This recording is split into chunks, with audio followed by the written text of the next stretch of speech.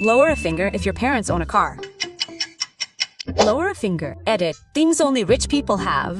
If you lower more than 5 fingers, congratulations. You're richer than 90% of the world. But I promise, only the richest people can lower their finger on the last one. Lower a finger if your parents have ever given you money. Lower a finger if you've ever received a Christmas present.